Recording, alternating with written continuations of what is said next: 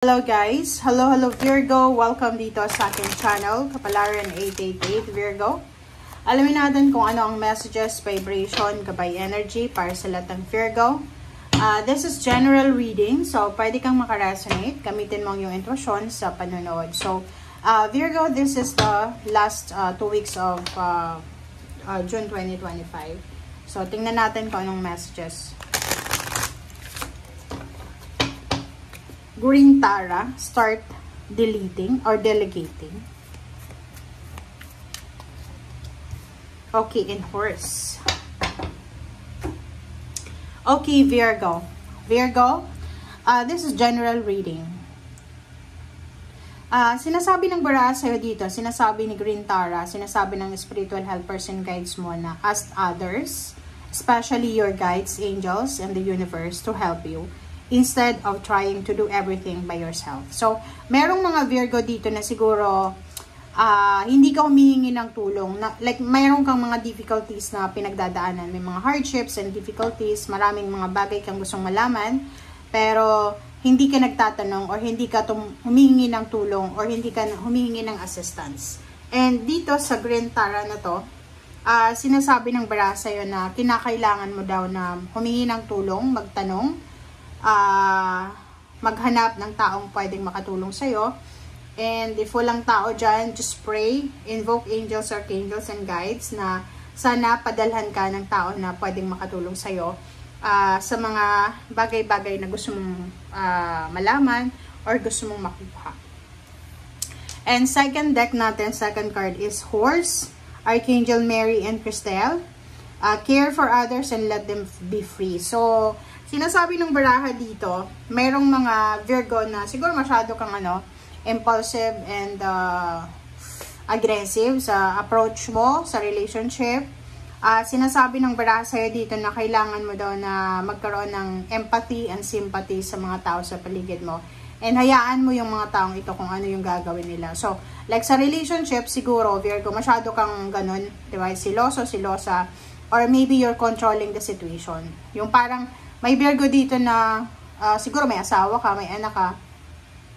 Kinukontrol mo yung asawa mo or yung boyfriend, girlfriend mo. Or maybe kinukontrol mo yung sitwasyon. Wala kang magagawa. Wala kang control. Kahit sabihin mo na marami kang pera, takot sa'yo yung asawa mo, yung boyfriend, girlfriend mo, yung in-laws mo, yung parents mo. Wala kang magagawa kasi wala kang control sa mundo.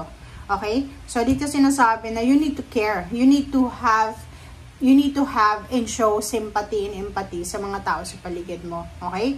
Kasi parang ang nakikita natin, meron ditong Virgo na wala silang pakialam sa nararamdaman ng ibang tao. Wala silang pakialam sa kung ano yung nangyayari. Kaya nga sabi sir dito ng Horse na kailangan mayroon kang pakialam. Kailangan mayroon kang kumbaga contribution sa mundo. Okay? Okay.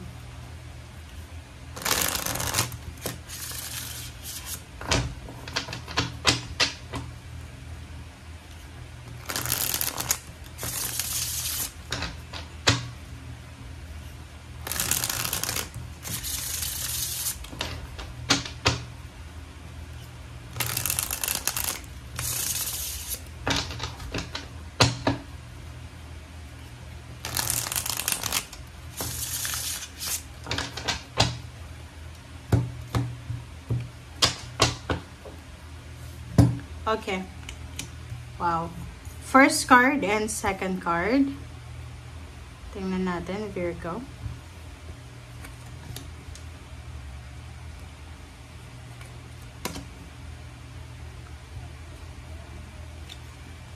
Okay. Pasensya na guys kung hindi siya align. Hindi kasi makita eh. Okay. So, Virgo, High Priestess, yung first card mo is High Priestess, King of Swords, Four of Swords, the Devil, Queen of Cups, and Five of Wands. Virgo, dito tayo magsimula ha. Five of Wands, you are, pwedeng may kaaway ka, pwedeng you are included sa mga away, gulo, or maybe you're competing with someone, or you're comparing yourself with someone. Nakikita ko yung Five of Wands dito eh. Sobrang mainit to, 'di ba? Sobrang fiery, 'di ba? Mainit. Hindi maganda tong energy na to.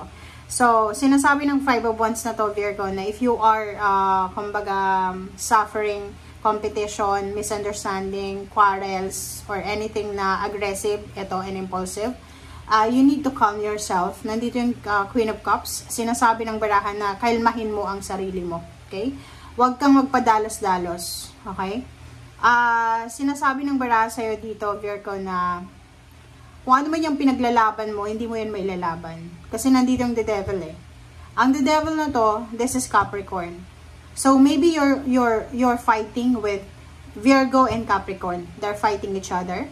Or maybe ang nag-aaway-away dito, it's you, Virgo, water sign, Pisces, Scorpion, Cancer. It's either Capricorn, Virgo, and Sagittarius and Taurus, parang ganon. So, sinasabi ng baraha sa'yo na mag-iingat ka. You need to be careful. Kahit sabihin natin na sobrang malaki yung katawan mo, magaling kang makipag-away. Kasi may ganun eh. May mga taong magaling makipag-away. Yung parang, ang bunganga nila, yung mabilis magribat. Diba? Yung parang, hindi ka talaga mananalo sa pakikipag-away. So, maybe you're like that na kaya mong makipag-away kahit 3 yung kaaway mo. But, dito sa barahang to, sinasabi mag-iingat ka. You need to calm yourself. Kasi, yung 4 of Swords dito, sinasabi na kailangan mo ng peace of mind. Kailangan mo ng silensyo sa yung emotion. Kasi ang nakikita natin dito, may mga Virgo na masyado silang negative. Toxic and negative yung emotion nyo. Yung parang mabilis kang mainggit, mabilis kang magselos, mabilis kang mainis, mabilis kang mabala ng interest.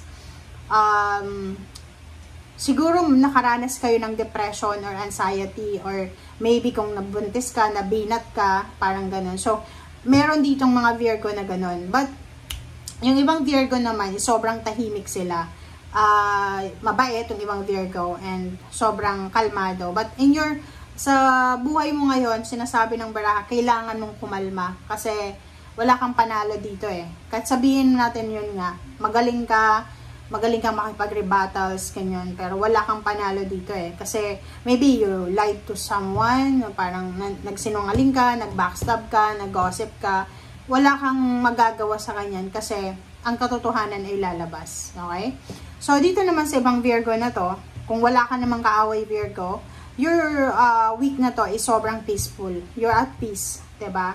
So, if you're at peace, iwasan mo lang yung pakikipag-away, pakikipag-chismisan, iwasan mo yung sobrang pakikipag-usap sa mga chismoso-chismosa. Okay? King of Swords, sinasabi ng baraha, meron ka Virgo na mas importanteng bagay na dapat nabigyan ng pansin. King of Swords. Meron kang importanteng bagay na dapat nabigyan ng atensyon. And High Priestess, sinasabi ng baraha ng High Priestess, makinig ka. Makinig ka sa sinasabi ng katawan mo, ng isip mo. But ang nakikita ko sa'yo dito, lalo dito sa mga aggressive, impulsive na Virgo, hindi ka makikinig eh. Kasi yung sinasabi ng puso at isip mo is kailangan mong lumaban, kailangan mong manalo eh. Wow! Sinasabi ng baraha sa'yo dito na care for others. Care for others, so ilagay mo yung sarili mo sa shoes ng kaaway mo or ng taong ito nakadiskusyon nyo mo. Isipin mo, bakit siya galit sa'yo? Bakit siya ganito, ganyan? Ilagay mo yung sarili mo. Okay?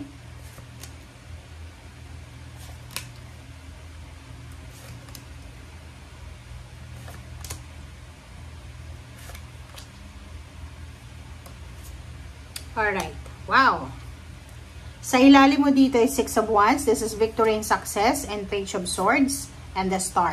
So, yun, Virgo, sinasabi ng baraha sa'yo dito na sa 4th week of June, this is the last week of June 2025, you need to focus sa victory and success mo. Kailangan mag-focus sa, like kung may trabaho ka, trabaho yung bigyan mo ng focus. Huwag kang masyadong mag-focus sa mga toxicity, sa mga negativity na yan, dahil hindi ka aasenso niyan. Okay? Walang umaasenso, Virgo, sa mga palaging may kaaway, palaging may kadiskusyon, may kasamaan ng loob. So, you need to focus sa isang bagay na alam mo na kikita ka. Diba? So, you need to divert your energy, your time, your emotion, yourself, diba? Sa pwedeng pagkakitaan. Okay, congratulations sa'yo dito kasi isang good news ang posibleng matatanggap mo. So maybe you're applying for a job or applying for a loan or insurance or anything. Nakikita natin dito na posibleng may magbubukas na opportunity para sa'yo, Virgo. And this opportunity ay pwedeng pagkakitaan, long distance or nasa local. Three of Swords and Knight of Cups. Nakikita ko sa'yo dito na posibleng mag-away kayo ng karelasyon mo. Posibleng dahil sa pera. Maybe, mayroon ditong pag-aaway ng mag-asawa, magkarelasyon, boyfriend, girlfriend, magnanay, magkakapamilya, or kung sino, basta magulo. May kaguluhan yung iba, but yung ibang Virgo ay sobrang magiging successful. Kung ikaw to, na Three of Swords, na sobrang nasasaktan ka, or may nasaktan kang isang tao, sinasabi ng bara sa'yo na hindi pa uli ang lahat para ayusin to. You need to ask forgiveness, you need to apologize. Kung halimbawa like sa relationship yan, kung nanloko tayo ng karelasyon, ng kapatid, ng kaibigan, ng magulang, hindi pa huli ang lahat para mag-ask tayo ng forgiveness or apology. Okay? Thank you guys for watching. Bye!